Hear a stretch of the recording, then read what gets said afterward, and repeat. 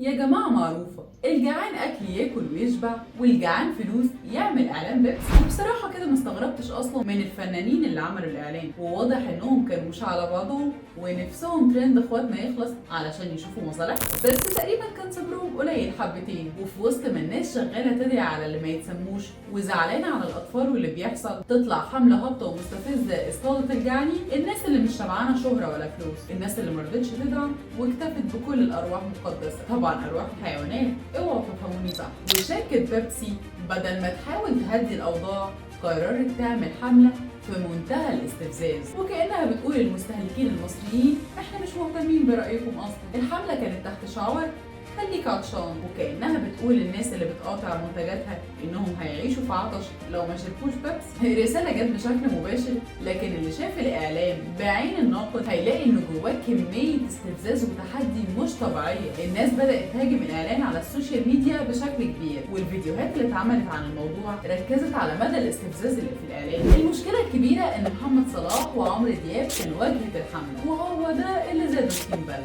الناس قالت يعني مش كفاية انكم ساكتين ومش واقفين معانا في المقاطعة، كمان بتروحوا تعملوا اعلان للشركة دي؟ بس خلينا نسأل السؤال المهم، ليه اتنين زي صلاح ودياب اللي معاهم ملايين الملايين يوافقوا على حاجة زي كده؟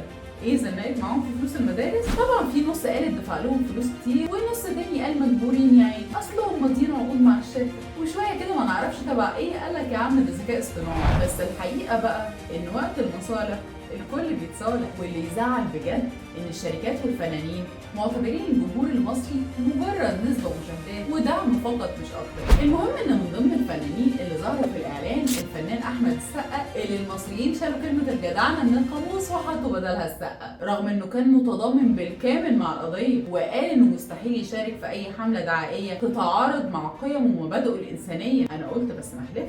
اما نوال الزغبي فدي حكايتها حكايه. في بدايه الموضوع كده خرجت وقالت يا فنانين يا ناس يا اللي صوتكم واصل للعالم، لو انتوا هتسكتوا فانا مش هسكت، لازم تتكلموا ويكون ليكم موقف، حاولوا تكونوا خطوه في طريق العداله والحقيقه، افضحوهم وافضحوا عمايلهم. نيمتنا كلنا وفجاه طلعت في اعلان بيبسي. مفاجأة مش كده؟ بس على الناحية التانية كان في فنانين واخدين موقف واضح وصريح. ويجز مثلا رفض عرض ب 18 مليون جنيه وطلع على المسرح في كندا ورفع العلم الفلسطيني. كل حد سامع رسالتك واضحة وصريحة، وخليك على الجنب الصح. From the river to the sea.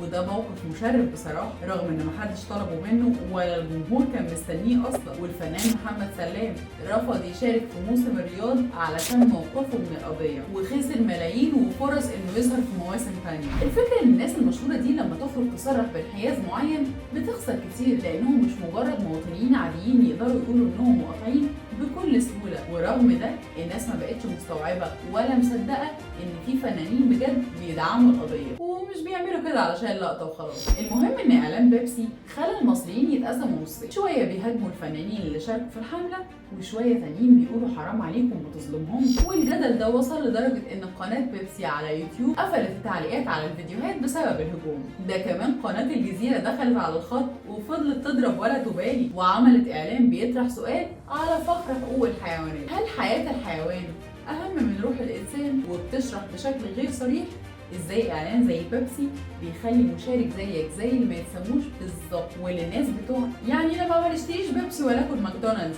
ده هيأثر. خليني اقول لك المقاطعة أثرت فعلا. الأرقام بتقول إن أرباح بيبسي في مصر نزلت حوالي 70% من أول المقاطعة، وده يخلينا نفهم ليه الشركة بتخالف كل قواعد التسويق والجذب وتتحدى المستهلك بالشكل ده. يمكن لأنها فعلا بدأت تحس بالتأثير وبتحاول تقلب الترابيزة. مثلا خليك عطشان بقى شعار في غاية الاستفزاز، والشعار الناقص لو فضلت مقاطع بقى واضح للكل. واللي ما تعرفوش شركة بيبسي ان المصريين دايما عندهم بدائل، وعصير القصب بقى المشروب الرسمي للصيف.